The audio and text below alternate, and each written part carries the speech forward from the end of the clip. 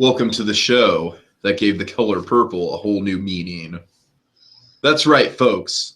We're following the second Marvel Netflix series, a show following a hard-drinking and hard-boiled private investigator with human abilities as she combats her dark past returning to haunt her. The woman and this show is Jessica Jones. So join us as we start investigating Jessica Jones. Hold on, wait for it. Jessica! There it is. Do you like how it's literally a broken vodka bottle? Yeah, that seems appropriate. Right? All right, BlueDragonFive. So we're back. We're here to talk about Jessica Jones, a.k.a. Crush Syndrome, Episode 2. It's been a while, so let's just jump right into it. Plot! What is the plot we're dealing with here? Okay, so here's the episode in a nutshell, folks. Here's what happens.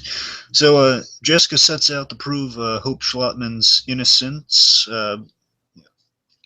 by finding Kilgrave and determining how he survived.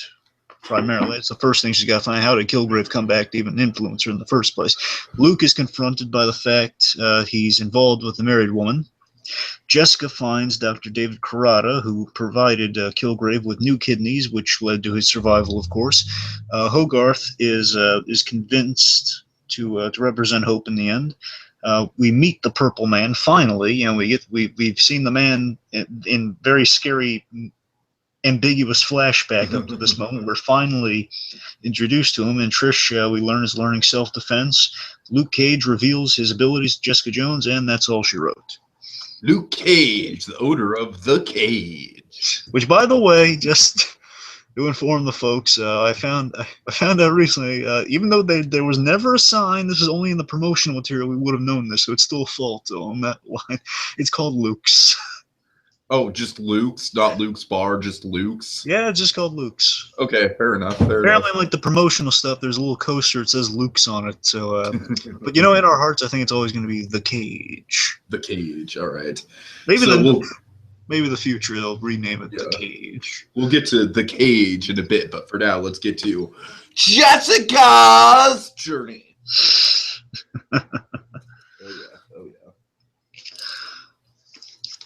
So, with Jessica, obviously we left her last episode off of a really big moment. Obviously Hope Schlottman killing her parents because of the Purple Man. That's a lot of burden she's taken on there. She's really dealing with the Hope fallout and the guilt associated with that. Because again, it's her demons that are the reason for this poor girl being controlled by Kilgrave and her parents dying at her own hand, even. Yeah, I mean this it doesn't hold back any punches. Like the last scene of the first episode is just brutal. I'm sorry, go ahead. No, absolutely, you're right. And then so early on in the episode, I think one of the things that's really haunting is that conversation Jessica has with Hope, where Hope is still so traumatized by this that she essentially tells Jessica to kill herself. Yeah, you know what, I kind of took, as I mentioned in the first episode, I guess just kind of laying on my general thoughts on the series. There are three characters who are kind of trouble spots for this season. Two of them are just like, it's just their sandwich. It's like they're the beginning and the end of their arcs. I like. It's just the middle that it kind of gets a little wonky for me. But it kind of starts a little bit with Hope here. It gets a little bit worse towards the middle. Again, it's nothing really bad with Hope. Again, I like the story and the outcome and everything with Hope and Jerry Hogarth, let's say. But there's one character who doesn't work entirely at all for me, but we'll get to her when we get to her. We'll get to her. The point is, with Hope here, this is like a big kind of, this started, and don't get me wrong, obviously she's been through a traumatic ordeal, yeah, but, I need to be able to root for Hope because Hope, I thought it was just kind of a biting line. I thought it was, I don't know. I kind of responded to it more than you did, I guess. Well, let me explain. So the thing with Hope in particular is that Hope obviously is kind of the big. It's set up here that Hope is kind of the big overarching thing of the series. Of okay, she is kind of our through line of seeing the horrors of the Purple Man. Jessica's really going to be compelled to prove her innocence, as it's established in this episode, to kind of get her out of this terrible situation, right? Sure. And with that, we should be able to root for Hope and kind of like feel bad for this girl. And as you're going to see later on, particularly, and here is a setup, and it's kind of off to a kind of a rocky note from the get-go. Is that, you know, I don't think we're going to be able. It's that I don't think they play her likable enough. I don't think we really root for or care enough about her. Well, in her current position. Don't get me wrong. I mean, there's a bit in this first episode with that sets us up that. There's a bit in this episode that gives you a lot of sympathy for Hope Schlottman, aside from the parents thing. But I mean, like there's a really dark bit where she's the medication's forced down her throat. Right. Don't get me wrong, that bit, that's excellent. That's the direction I was hoping they were going to go in further, but it just, I think down the line they kind of lost. Basically, I think to tell you the truth, I think the character is more kind of a conduit for Jessica's guilt more than like a fully fleshed out character in her own right. And that's my problem with it, is that I think it's such an interesting idea to set up there. Yeah, she is that conduit, but I mean, I want to be able to I want her to be more than just the conduit. I want her to be a little conduit plus, you know. I want her to be someone we want Jessica to save. It's like you kind of forget, Jessica feels compelled to save her, but you know, it's not exactly like we love this girl or anything quite yet. Yeah, that's the thing. We see her as victim. It's kind of victim with a name. That's about it. All right, so what else is Jessica doing throughout the episode? So again, the really heart-wrenching thing about Jessica's journey here is that, you know, she knows who's responsible for this, but there's no way at this point in the episode, you know, there's no way for her to prove it. So instantly for Jessica's journey here, it's set up that she's going on an uphill battle. Like, she has something impossible to prove. A man who can speak to people and control their minds. Obviously, that's going to be hard to prove. Sure. Let's see. So I think a lot of this episode kind of focuses on Jessica's isolation from people and how she kind of views herself as almost kind of like a cancer. Oh, yeah. Which I think is just kind of like a very tragic and ballsy direction to go with her character, which obviously I think her arc over the first season is kind of learning to get closer and to kind of trust people, especially her arc with Luke and with Trish. Certainly. But, you know, something just like...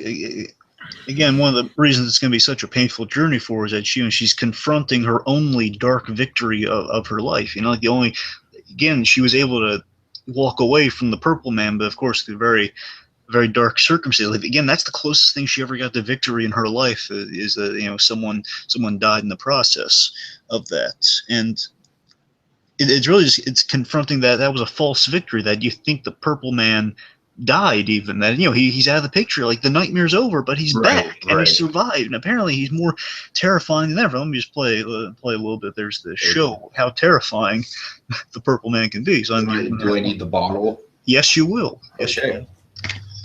Come back here, Jessica. Now, Jessica.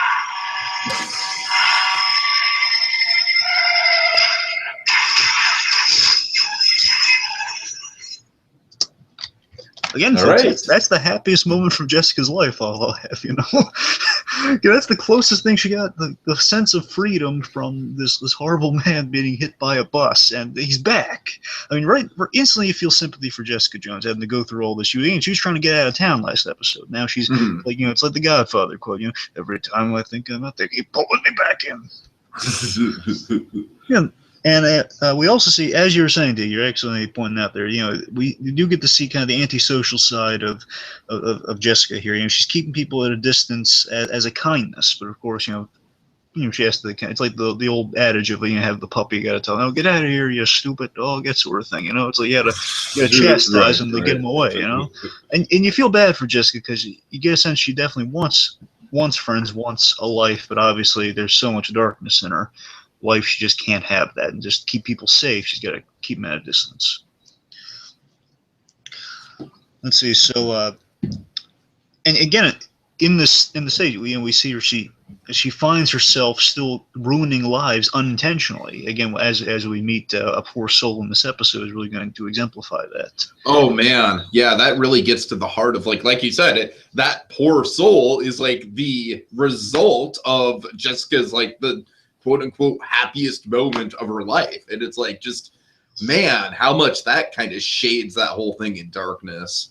Yeah, I mean, that's the most horrifying thing is that because the nightmare's not over, it's because she still, if she thinks she's out of it, she thinks, okay, Purple Man was out of her life, and still he's been working, coming back, and he's obviously still obsessed with Jessica Jones, that he's ruining other lives just to get back to her, get her back to him, and all these people are just pawns in the process of doing so. So imagine the guilt and the burden Jessica must feel that, you know, all these people, these people are being manipulated and having their lives ruined all because of me, because this wacko wants me, because I finally got free of him. I can't have a happy ending, and at the cost of that is even the people I've tried just the distance, they're not safe. No one's safe.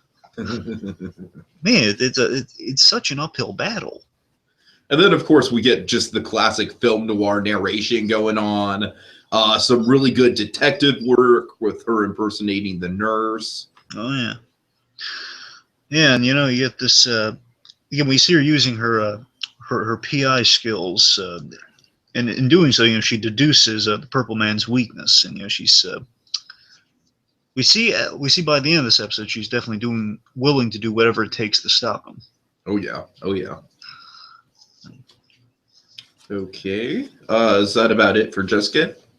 Well, let me play a little something for you here. Let me just play a little something that just kind of, I guess, basically kind of sets up how far she's willing to go. Definitely setting up some ideas. Okay. Go ahead. Yeah, right. My greatest weakness. Occasionally I give it him. And Kilgrave knows it.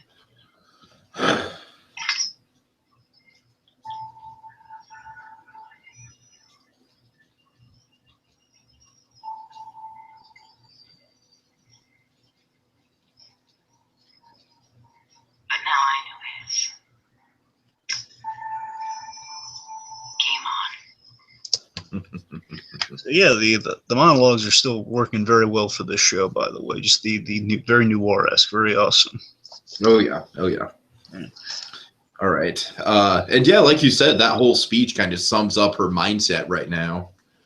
All right, so let's get into the Purple Man's progression.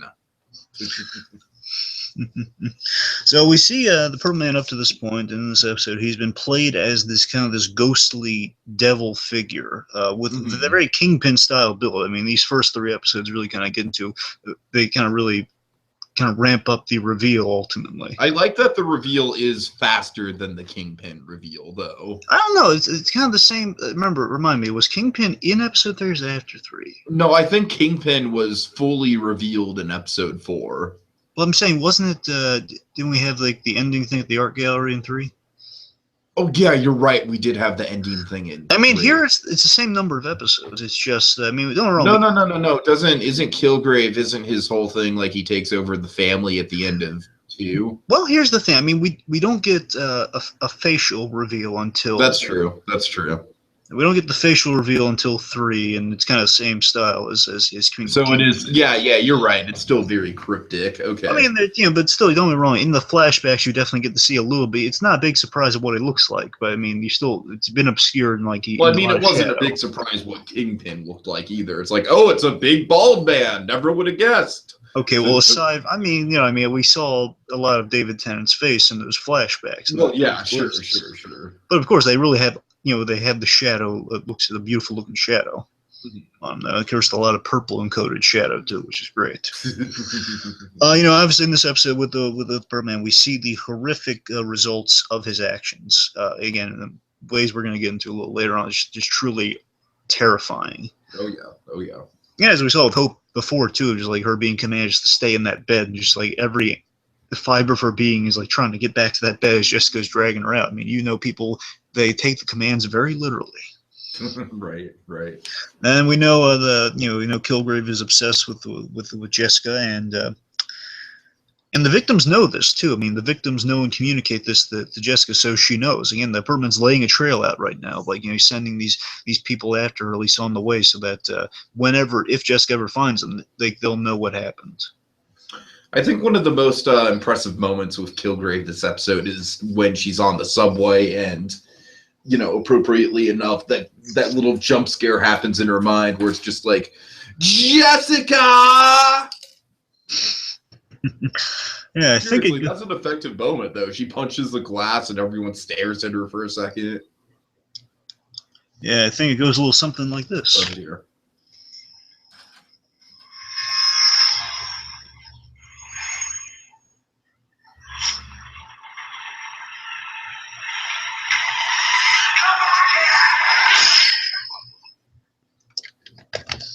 Oh, there was no Jessica. Yeah, unfortunately, there was no Jessica. I forgot about it, but it was still very terrifying. Yeah. My favorite part of that scene was just I love the lighting. Every time they're in the dark tunnel, it's like there's a purple light that's getting longer and longer on her. Mm-hmm. It's like so terrifying. And then, of course, that smash too was in the trailer. It always looked really cool. Just like that super strength smash to that window. Right. But yeah, I really do like the whole reveal, like, of exactly how influential Purple Man can be when he goes into the family's house.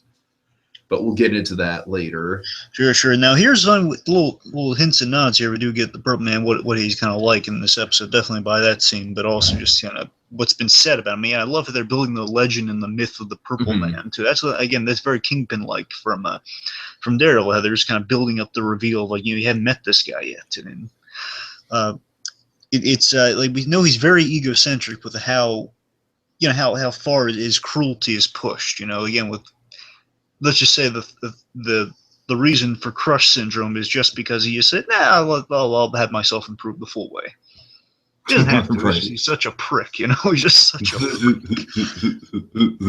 But I mean, he's very clever too. It shows you how there's this one line in the episode that really shows you how sadistic and yet clever the Purple Man is. That he's enduring great pain. He's staying awake during surgery to avoid the sufentanil from knocking him out, from again taking him out of control. That's his only weakness. That's sufentanil.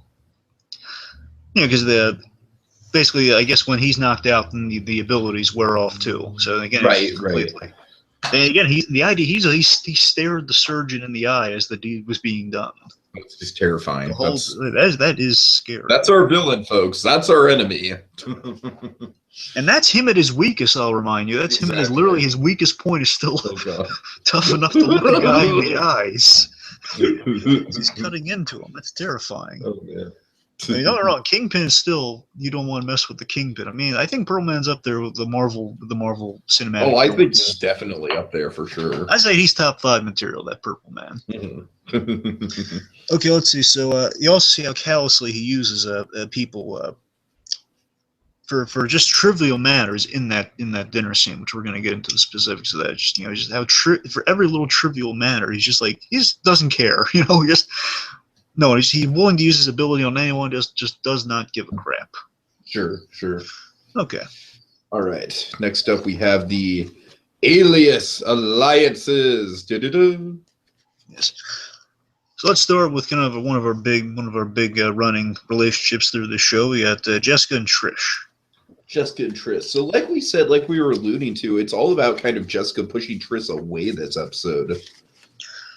Oh yeah, it's just she has fear, and it's very well-founded fear we're going to find next episode, that she has a fear that Trish will be harmed, or Jessica will have to harm her to stop her. Like you essentially have to do with people who are controlled by the Purple Man.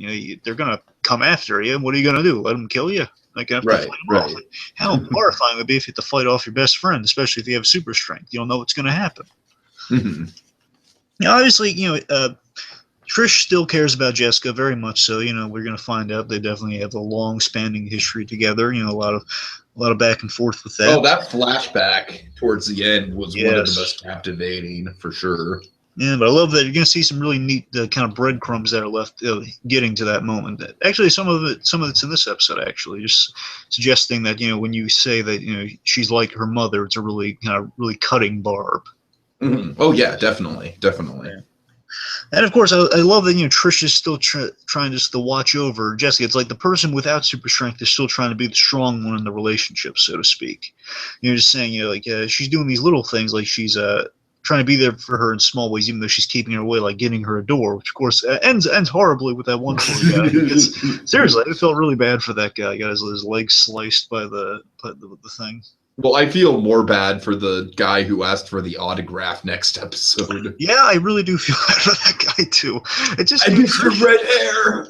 Trish just has bad luck with guys she sends to do things, or people, just any guys around. Seriously, when you think about it, guys around Trish had the worst luck. Yeah. Seriously, all the guys around her have terrible luck.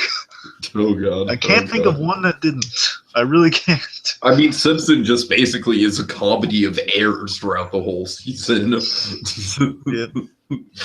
Okay. Let's see. So, Simpsons essentially is Anakin Skywalker. Let's face it. Oh god. Oh god. But again, so Trish is definitely established in this episode as the main, as she was in the first episode, as the main human tie that keeps that Jessica keeps away for safety. For sure. For sure. Okay, let's go to our next one. Yeah, who would that be? That'd be Jessica, and let's just kind of our fraternal twins here, Reuben and Robin. Oh god. Oh god. So let me establish this too, folks. Of my trio of kind of weak points of this season, the biggest one, the one that there's no redeeming values over whatsoever, I really don't like Robin. I mean, this Robin.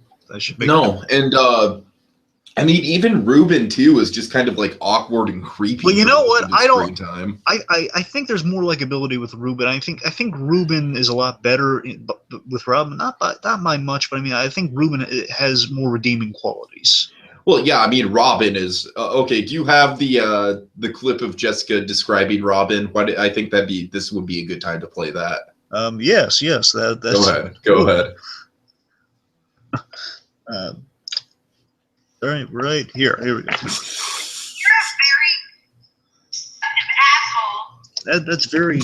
Yeah, pretty much. This is a very accurate description. Here's the thing. I mean, basically, Reuben and Robin are interesting in that they kind of start from the same place, but Reuben, they develop him a little more and they give him stuff. They work him into the plot a lot better. That's what I should say. I think he's worked into the plot well, and that he kind of, we'll see in the next episode definitely, he kind of gives Jessica light bulb moments. I think that's a really good quality to give him. And, he's there and he's kind of like edging the hamster wheel, so to speak. Sure. So I think he's useful. That's the main thing of Reuben. Reuben actually serves a purpose within the plot, and actually, of course, they do go some interesting places with Reuben. But Robin is just from the beginning. She's annoying.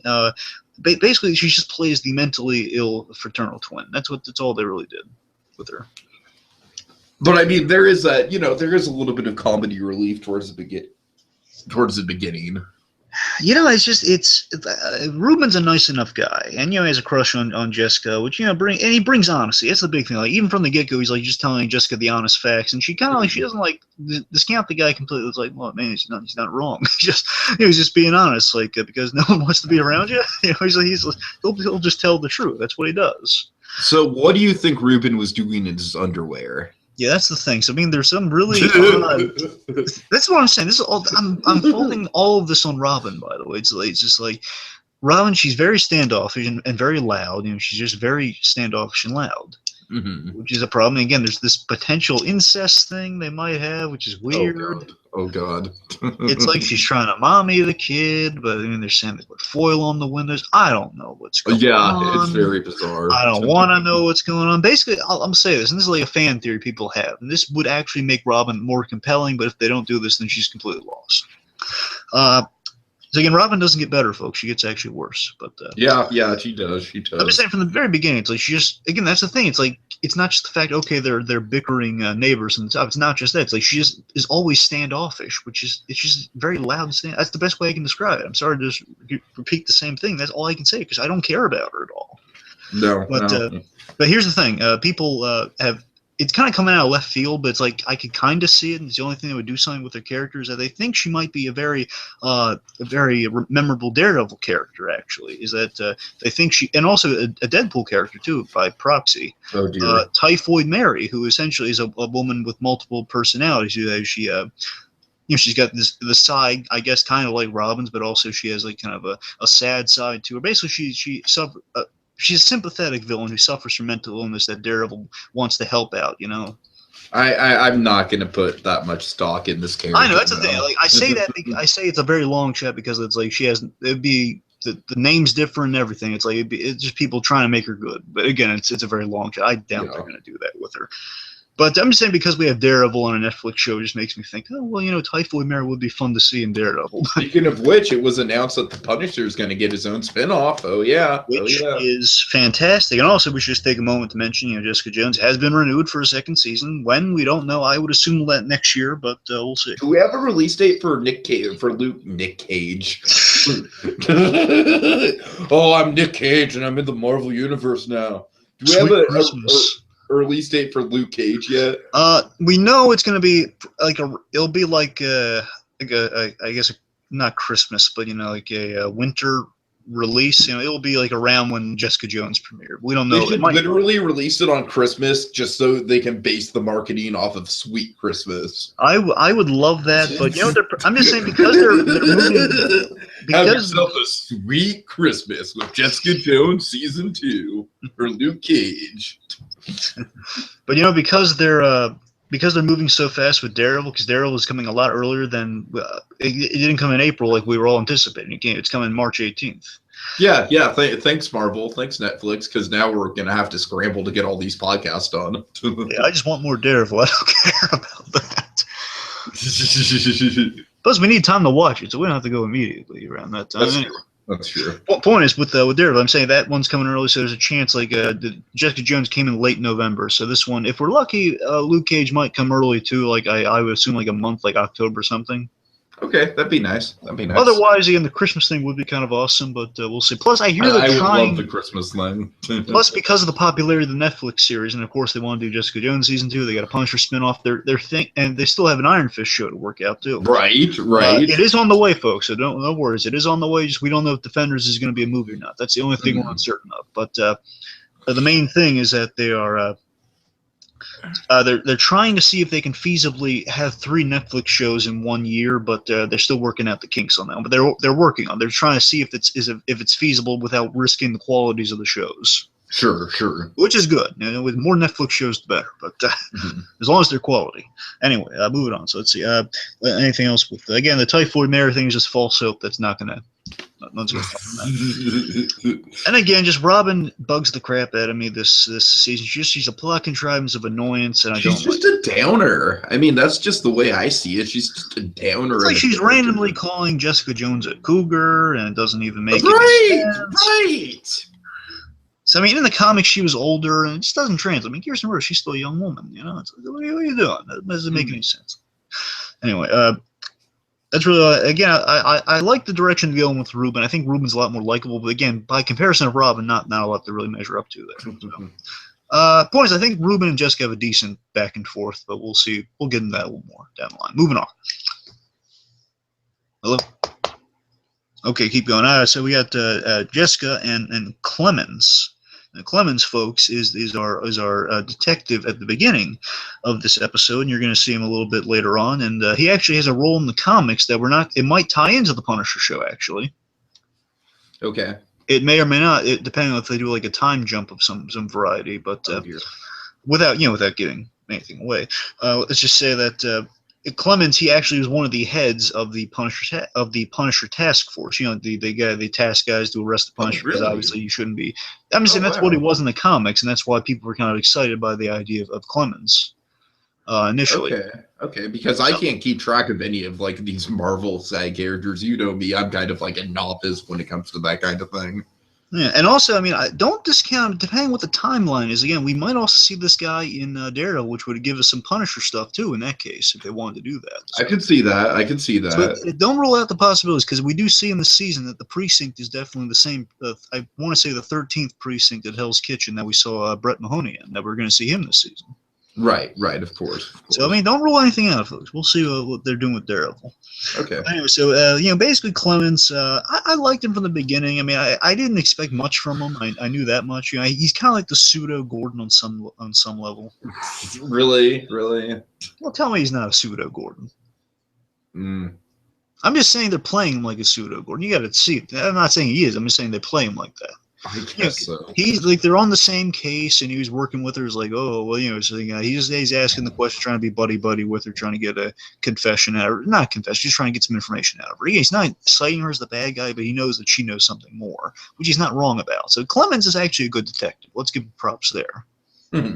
However, I do have an issue with Clemens here. One, I mean, I like the idea that they're it's kind of Gordon-esque in that they're on the same case, and they're trying to work the same case. Of course, they didn't really do enough with him to actually kind of go in that direction. So I love this one line he had. He had like, she says, well, why are we heading out of town? I was going to this place because they have antiques. I like antiques.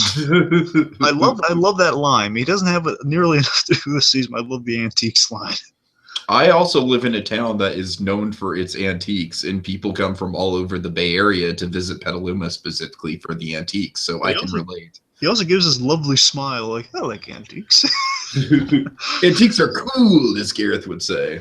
Yeah, it's really cool. These are really cool antiques. All right. But, he knows... he knows there's more to her, and my problem with him is that he oversteps definitely with the photos. He really shouldn't have taken those photos. I mean, he should know it's a private detective agency. He can't really do that, so it's not legal. Sure. That bugs me. It really does. Okay. Moving on, Biggie, Jessica and Luke. Oh, God. The cage. The cage. So Luke definitely feels betrayed by Jessica and the news of this affair he's involved in. Oh yeah. Luke's not going through happy times right now. No, it's not exactly sweet. It's not going to be a sweet Christmas after all, kiddies. Not until episode 3. We'll get there. Yeah, he'll perk up. You'll see, folks. He'll perk up. But we see the idea of Luke Cage, he severs complicated ties. He's a simple guy. It's like he doesn't want to get involved in like all this, you're the bad guy. No, you're the bad guy type thing of like, you're cheating with my wife. Or no, he doesn't like. Luke Cage is a man of honor on many levels. He's a man of simplicity and a man of honor. Like, he doesn't want to get involved in extramarital affairs. Sure. He's not squeaky clean, but he knows like when to keep his nose out of other people's business. Of course. And we see Jessica definitely feels guilty because again she now here's my biggest issue with season 1 of Jessica Jones. There's it's in this episode and never comes back, which bugs me. They don't really establish the whole affair thing. They never given a clear answer on that. Because Jessica Jones is taking pictures of Luke Cage in the first episode, right? Yeah. And at first, and the explanation in this episode at first is that, okay, well, Jessica says to Luke Cage, well, her husband hired me to take pictures of you, and we find out that was false. So again, I don't know if it's just Jessica knows that Luke Cage was Reva Connors' his fiance or not. I don't know that. Mm-hmm. They'll make that clear. I mean, if that's the case, okay, but they need to make that explicitly clear on some like a throwaway line or a visual thing or something. Yeah, I hear you. It's a big loose end. Again, that's my biggest complaint. Where I think the season's in good shape, but right. Let's see. So Luke feels betrayed. Obviously Jessica feels guilty because she slept with the guy in the midst of this case, or obviously Luke feels let down. Leads to one of the best fight scenes of the season, I would think. Absolutely, and with that, she tries to atone for the trouble she's caused. She doesn't know Luke Cage's abilities at this point. She thinks, oh no, he's going to be outnumbered by a team of rugby players. Not rugby players. No. Anyone but rugby players. No. Anyway, so again, Jessica, she's going there to help him out, and it ends rather violently, but very surprisingly non-violent because Luke Cage, of course, and I was a little initially, by the way, Diggy. Initially, I was unsure of how this was going to go because I didn't know if Luke Cage has powers yet or not in the show. Right, yeah. I had a feeling he was going to get them. I didn't know if initially he was going to have them or not. So I was a little worried about the bar fight, but then, of course, the minute he gets stabbed in the neck, we know he's fine. Mm-hmm. That was such a cool reveal. Oh, yeah, very cool. And Luke Cage is such a cool character. He's like one of the most awesome powers ever. Yeah. Okay, so let's see. Luke is obviously finding out she also has abilities. He's intrigued by her abilities, and it's finally it's like finally someone like me. They both have a commonality. They both have super strength. Oh yeah, and that strength is going to lead to something else that's very super in the next episode. Yeah. So, Okay, so I let's move think we're on. through our characters. Yeah, let's move on to some top shelf stuff. Okay, so I mean, I love the bug framing device of this episode, which we can play a little bit for you there. I mean, I love the idea that Kilgrave is kind of represented by this bug, and how it's just like she just she thinks she's licked this thing essentially. Not that's probably a poor choice of words given it's a bug, but because she's disposed of this thing, she thinks it's gone forever, and of course it comes back in the end, just showing that Kilgrave is embodied by this bug. I thought it was clever. Kind of reminds me of the Breaking Bad fly a little bit. A little bit. Also, I like the idea. It's like after I think it's even more gross, bear in mind, but I like the idea that she's like in the bathroom. It's like in a place of vulnerability after a shower or something. Right. And she's dealing with Kilgrave right there. It seems like a little wrong. Again, I thought the lighting was excellent this episode with the subway scene, and just overall, always the purple man has purple lights. It's really cool. Just kind of going, just seeing how the Purple Man's powers progress. And this is the first time we really get to see the Purple Man influence a full family. And that was definitely like, oh, man, okay. Like, this is some powerful stuff we're dealing with. Absolutely. It's like mind control in a way you've never seen it before. It's so exciting, Sure. And, I love seeing Jessica Jones do undercover work, which, again, as from Agent Carter, you know how much I love our lead characters doing undercover work. I love that. It's awesome. Yeah, but I think this show does it like even better than Agent Carter does in terms of like Jessica just goes about it in a way where you just have to just really admire the skill level. Let's play a little bit of it here, okay? Go ahead. It's this computer system. It's nothing else to tell them. Where are you from? Yellow Red. I'm looking for emergency room records, people who came through. Why does a cancer doctor need ER records? I didn't ask.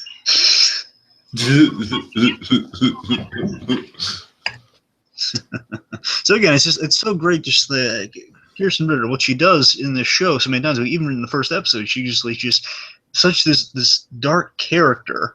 And she has these moments of great levity where she's like turning on like a light switch just to fool people. Like she's on the phone being like, happy, you just want a trip to Hawaii, that sort of thing.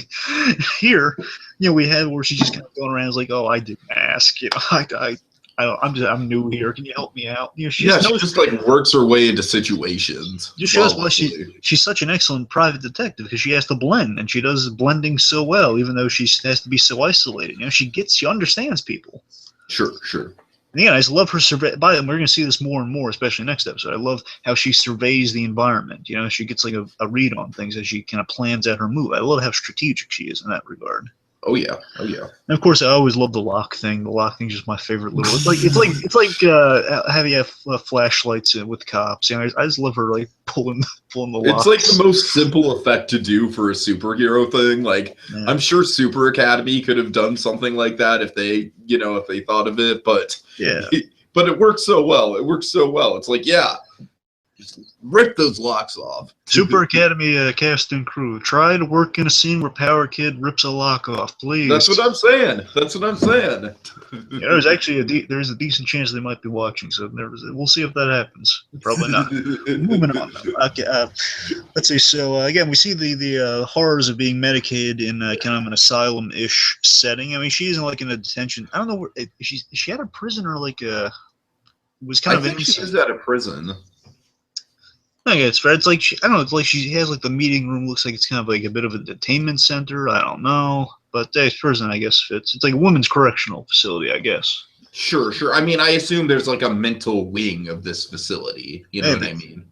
Okay, because I think she's being vetted for like if she's going to an asylum or not. I guess because again, I think Hogarth's playing at the insane asylum plea. The not guilty by reason of insanity plea. Mm-hmm. Anyway, so just again, that's such a horrific thing. It says you won't take the medicine. It's like you see it, like it's such a well formed shot of like her in the background being as Jessica's walking away defeated, like she won't talk to me. Again, the flashback was very nicely done. I love seeing Kilgrave hit by that bus. Oh, so satisfying. Yeah, it is, and of course, I just love the idea of like having an episode kind of about the investigation into Kilgrave. Mm-hmm. Again, as I mentioned, the terrifying build to him with with the character, he's used up completely. So you're building to how evil this man is just by seeing what he did to this one poor soul, which we'll get to. Oh yeah. And of course, as I mentioned, the Luke Cage action, Luke Cage brawl was awesome.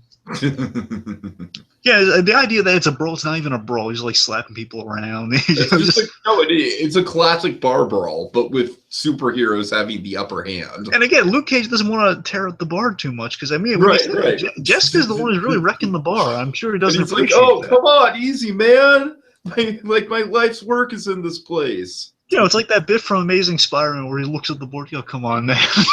Right. Well, man, I love the idea that Jessica's really doing most of the damage to the bar. I mean, you don't know, some bottles are getting broken. I think a table. The Luke Cage throws a guy into a table, but for the most part, he's doing less damage than she's ripping the phone. Why would she need to rip the telephone off the phone? I love that it was like an old payphone, by the way. Mm-hmm. That seems so unnecessary. You have super strength. Why would you just hit him with the one individual phone part of the payphone? Okay. Also, I love that. Luke Cage is such an awesome guy. He's such a wonderful, wonderful human being. I just love that he has this one really a simple bit. I think could be a reoccurring thing, given we have a lot of bar jokes in this. Lady, right here. Shots for everybody. Yeah. So our love of Nick Ford references. I mean, the idea that these people. Oh God. And Luke Cage is such a nice guy. It's like, hey, free shots for everyone, free round. He's a nice guy. That is something Nick Ford absolutely would not do. Nick Ford would be like, buy your own drinks. Bob Paris might, though. I think Bob Paris would be down for that. Yeah. Bob Paris is a nice man who looks an awful lot like a young James Spader. We've already had that conversation. Moving forward, it relates to Marvel. James Spader was in a movie. Moving on. Okay, yeah, I think that does it for. It was a very well produced episode. Okay, so now let's move on to Kilgrave's command. Oh yeah, I'll go first. Okay, so my command is, like we said, like we were building to this whole big scene of him just bursting into a house like, you're going to let me in. Well, allow me. Absolutely, please come in. Go ahead. It's gonna be a little lengthy, folks, but it's just pure awesome. I'm gonna play it. It's great. You're saving me the trouble. You'd like to invite me in? Absolutely.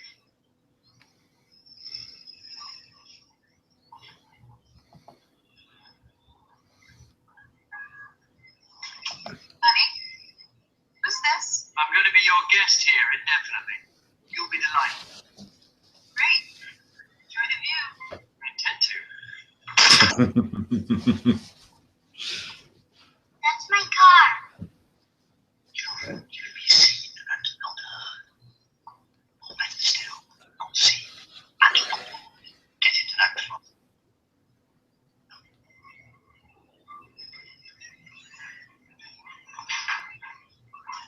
You too. Just go to the bathroom. Go in the closet. It'll be fine.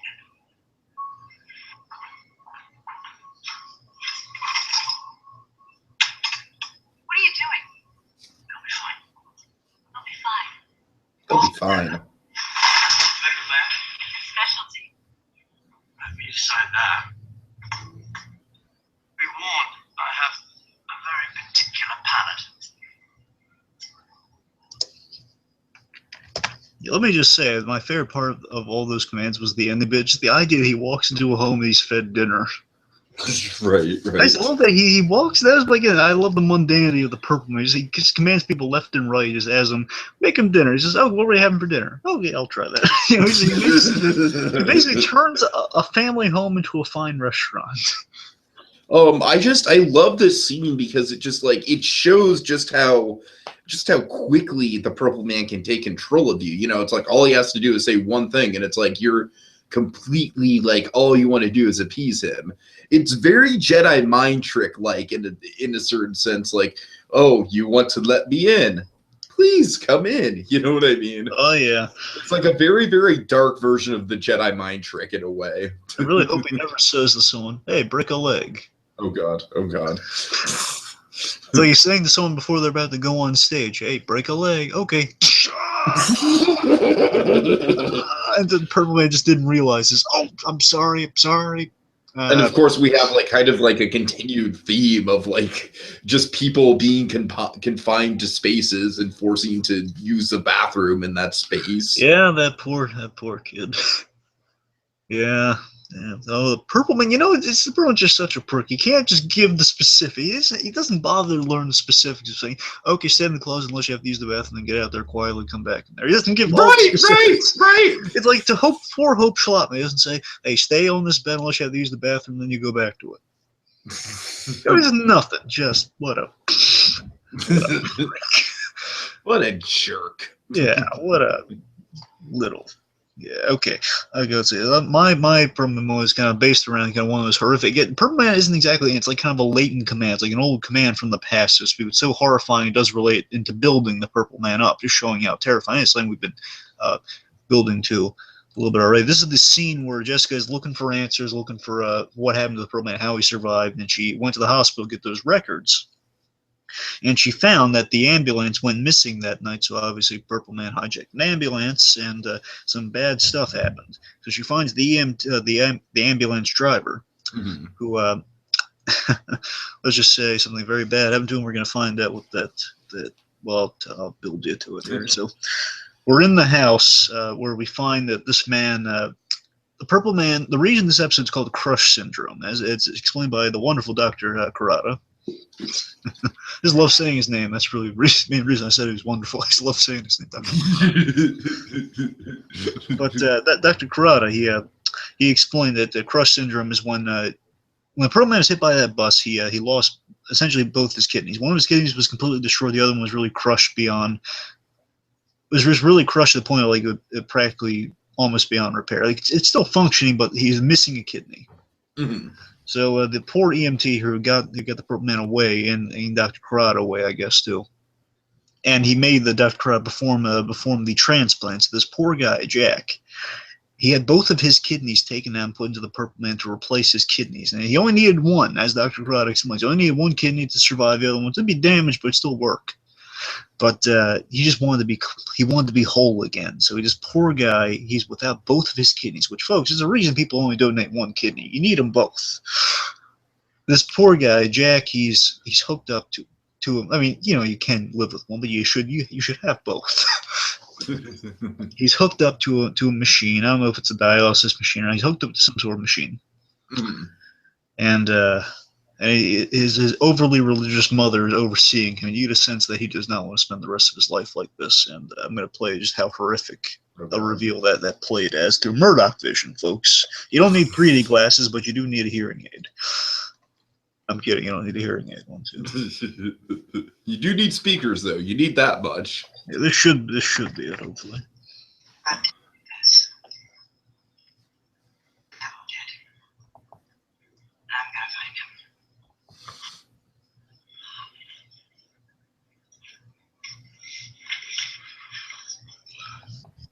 Right now he's trying to write something. Seemingly it's Kilgrave. Kilgrave, I know. Do you know where he is? Doesn't say grave. It says kill me.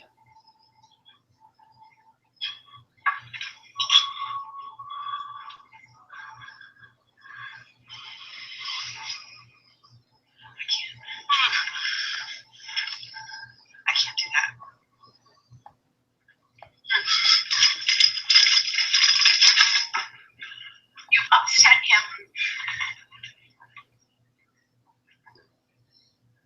It's okay, Jackie. I'm here. God is with us. It's okay. I don't know if you could hear it, but there's a really soft Jessica in the background saying, "I'm sorry. I'm so sorry." Mm-hmm. It's really rough stuff, folks. I mean, I think that is one of the most horrific things that you're going to see, folks. This is the tip of the iceberg with the horrific things that Purple Man does this season. But one of the most horrific things, just the idea just out of the ego of like he wants to be whole again. He could just use the thing is too. He's gonna have to replace these down the line too. By the way, they say exactly. So they're not even permanent; they're temporary. Yeah, it's just And so he's just ruining a guy's life to get temporary kidneys. because he just has no empathy for people. You know, he just doesn't care. But they're objects, they're pawns to him. Like, okay, well, I need both. I need a kidney. I'll take both just to be safe, without thinking about this guy at all. And the only thing oh, actually, it's not the purple man. I should mention this. Is actually a neat little thing there. Dr. Kurata felt so bad about what he did. He was nice enough to send him a dialysis machine or whatever that machine was. I'm sorry, I'm not privy on the medical stuff, but it just shows you, like, Dr. Kurata, like the other side of this poor guy was forced to do this to this other guy who I think he definitely got a sense of was not willing to do this. Yeah, for sure. Well, this one guy's probably giving him eyes like, "Oh, please, no, kill me, no!" And the other guy's going, he's looking him in the eye like, "Do it, do it." You know, how terrifying and how horrible Dr. Kurata feels, and how terrible Jack feels. Mm-hmm. Again, he's just stuck in this religious zealot of a mother's house, saying, "Oh, the Lord has a plan. Oh, Jackie boy." Oh, God. And I'm not saying he's just saying kill me because of his mother, but you know, it's not helping. Seriously, it's a very horrific thing. It's a very serious, horrific thing that Purple Man's done. There's been the horrifying commands ever. Okay, let's get to the heroic sandwich moment. Yeah. Yes. I think we jumped the segment, by the way. Did we? I think we did our Kilgrave command out of order there, but we're fine. Oh, I'm sorry. You go first. Heroic sandwich moment? Okay. Yeah, so I really love the moment right after it's basically the whole episode kind of builds around the media portraying Hope in a very negative light. They're saying like, oh, you know, like Tiki, that's next episode. It's next episode. Well, keep going with it. Maybe you're mixing them up in the right way. Keep going. Are you serious? Well, what was the big? Was it? No, you're right. I know what your moment is, but I think it's the beginning of that. It's not all about the media swarm. Oh God! Now I'm really self-conscious. Thank you. You're right. What it leads to, though, like what ultimately is accomplished by Dr. Kurata's phone call. Okay, for sure. So I guess just, oh God, now I don't have a moment then. I'm sorry. No, you're right. Just the beginning of that's off. Just keep going with it. What's the payoff? Well, the payoff is Jessica trying to convince Hogarth to represent Hope, right? Please tell me I'm right. That's it. You're right. You're absolutely right about. Okay. That's what I'm saying. That's the payoff. You're good. All right. I'm sorry. But I thought that one of the big reasons why Jessica went to Hogarth in the first place was just because the media was starting to get, you know, tear her apart. I don't know. But anyways, I just love this scene because it just kind of like, it's really one of the first times that we really get to see Jessica emphasize with someone and really kind of like go to bat for someone other than herself, you know? And it's kind of like a great it's a great continuation of that last scene in episode 1 where she's like, there are moments where you have to make a choice and this is my choice. I'm going back in and I'm helping this girl. And this is really just an extension of that. You know, she's committed. She's fully on board to trying to get Hogarth to represent her. Good stuff. Oh yeah.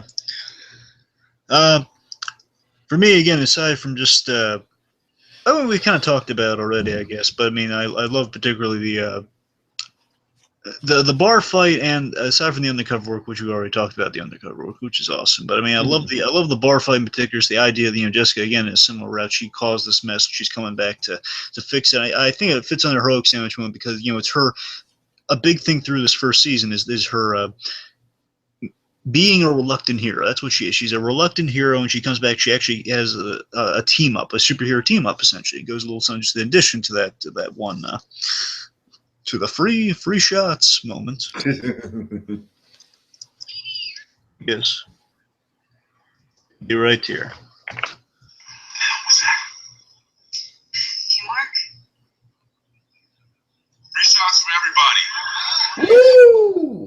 That's what I'm saying. You know, it's I love so much bad moments like her becoming a hero reluctantly. That, you know, she realizes that, again, it's unclear. I hate the setup is still unclear on that. Of like, you know, she just lied and about just spying on Luke Ramley, saying, "Oh yeah, her husband hired me." Because apparently she was hired by someone. We don't know if it's a Purple Man lead. We don't know. It's just kind of they leave it alone. They don't go back to it. Like why she was taking pictures of Luke in the first place. That's the only thing that kind of bugs me. But regardless, there what gets her there is like she's caused this mess, and the adulterous girlfriend of Luke Cage, she informs her, oh well, now he's gonna get beaten up, and just the idea like, oh, I gotta save him. Of course, she realized, oh man, he would have been well off without me.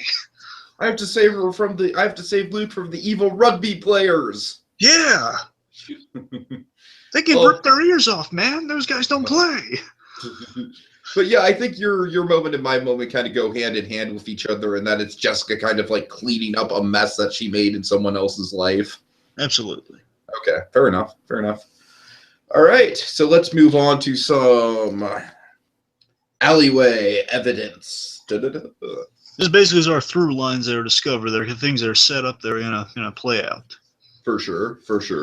As we going down the list here, obviously the bug foreshadow, which we're not going to get too into detail about what this is foreshadowing per se. But again, the Kilgrave being this bug that's just kind of in Jessica's life, we'll say that much. Mm-hmm. But I think people who have seen other aspects here, you're going to see definitely her just kind of willing to do whatever it takes to stop this bug. We kind of see the starting points of Hope sort of going down a bad path and going down like a mental spiral. Oh yeah. Again, the sufentanil is the sufentanil weakness is established here, which is going to be a huge thing throughout many episodes of using this thing as kind of the essentially as the kryptonite, as the silver bullet to the Purple Man, like the only thing that can stop him. Again, seeing Purple Man's control and seeing how instantly it works. Go ahead. What? Were you going to say something? No. Reva's death, that's another thing that's going to come back. We're going to see that over and over again, but it's going to be impactful, folks. Don't worry. We're getting different angles of it here. So here we just get a glimpse of it. Next episode, I think we're getting a full kind of moment of it. Next episode, it's basically like a full flashback to the thing, essentially. Yeah, but of course, again, as we keep going back to Reva's death, you're going to see different angles of it. So it's not just the same thing over and over. It's well, let's pull out the Reva death just to give people a remember what happens. It's not going to be that. It's they do actually add a little bit to her, another detail that we didn't know before, make it work. But so there's Reva's death is kind of introduced here for the first time. I think of just seeing because we just saw her picture last episode. Right. Just kind of the concept of Jessica being sort of this dangerous presence to other people. Absolutely. Of course, the Jerry's affair is found out, or at least it seems like her marriage is going to be on the rocks, which we're going to drama. And that's going to be something I'm going to be ranting about when we get into that. I know. Again, I love the setup and the payoff for Hogarth. I'm really not crazy about the middle stuff though. Yeah, I don't blame you. So importantly, Jessica owes her a favor. That's what I remember. I mean, thankfully, she's not the Penguin. Thankfully, it's not that kind of favor. Right. That's all I could think of when that line was played. Yeah. I was like, oh dear, another favor. It's like Jessica says to Oswald, young Oswald Cobblepot, "I'll owe you a favor," and Gordon's saying to Jerry here says, "I'll owe you a favor." Wait a minute, wrong show. Sorry. But Jim, it's lunch. Not now, boy. Anyway, so we see Reuben is infatuated with Jessica. We see the power reveal from Luke Cage, which let me play a little bit of that with you because it was a big moment. It was a substantial, powerful moment, one could say. It was literally a powerful moment. Yeah. Adrenaline kicked in. I saw you. And you saw me. I don't know what I saw. You know. I just went there to fix things.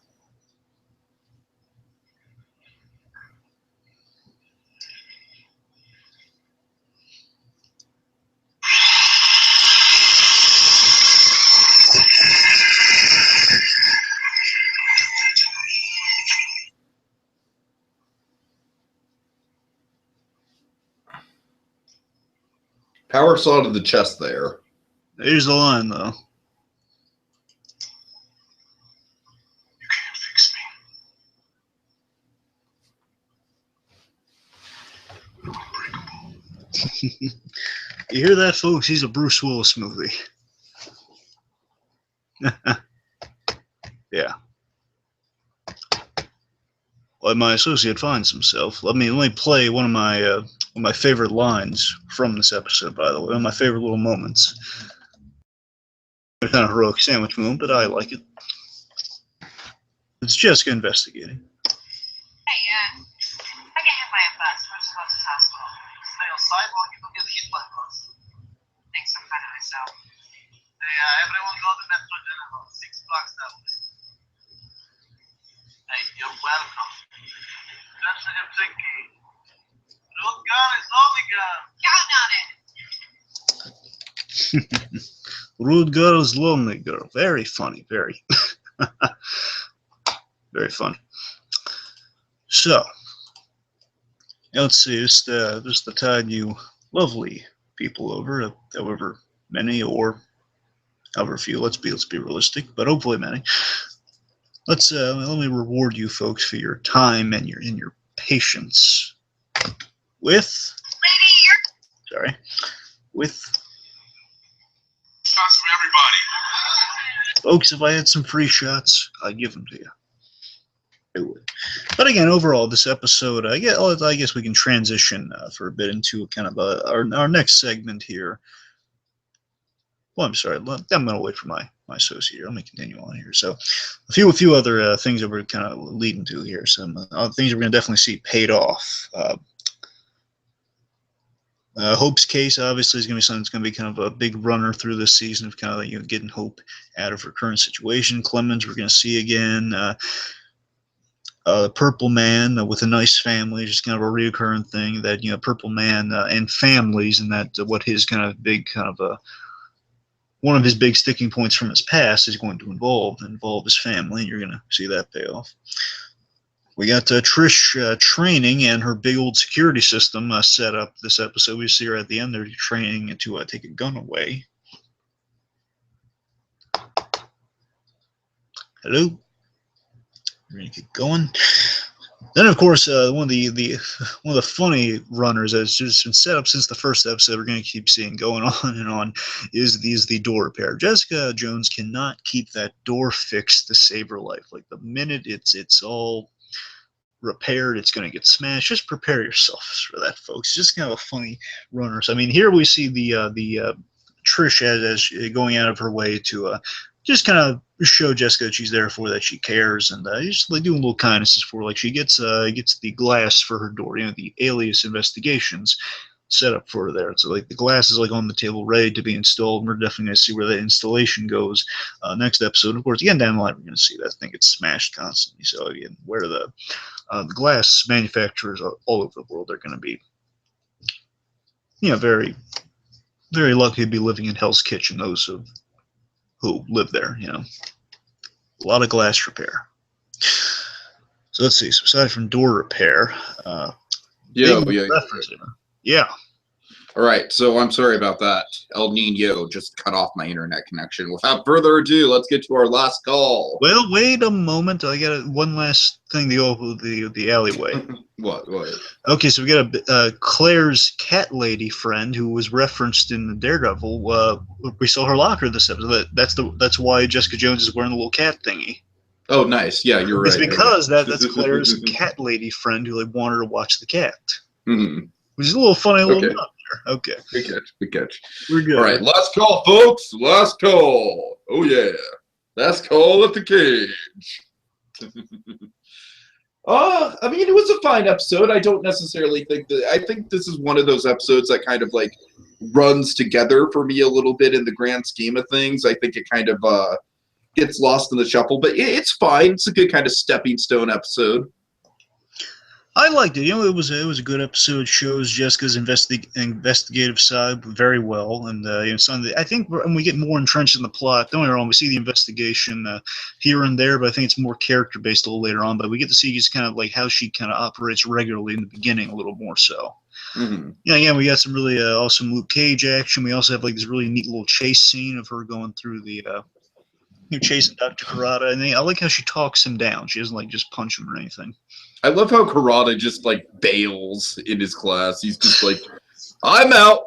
I just love that he's running through other classrooms too. Because that's how those big rooms do work over there. Right, right. And again, I think this episode on the whole is a good step into the purple darkness, so to speak. That's what it is. Purple darkness. Seriously, that's what it is. Like, literally, when Purple Man steps into that house, it's just showing, like, even the build to the Purple Man, just showing how dark things are going to get. Like, you're at just the entrance point of all the dark, sadistic, terrible things that are going to befall Jessica Jones and company. Okay. Because of this man. This man has moved so many events forward. It's going to be terrifying. You're going to be in a purple haze of sorts. You know, you're not going to know where you are. All right, so I guess that's about it, right? Yeah, good episode. Okay. Well, folks, you heard it. Last call, which means we've been cut off. But as we finish our Marvel brand this evening, we polish off the next bottle of Jessica Jones. Jessica! Jessica! We take a moment to toast Marvel on another fine another fine Netflix miniseries. Jessica! I'll drink to that. I'll also drink to that. Jessica! Jessica! Jessica! Oh dear God. That's 3 now? Oh dear God. Beware of evil rugby players! Beware! Rugby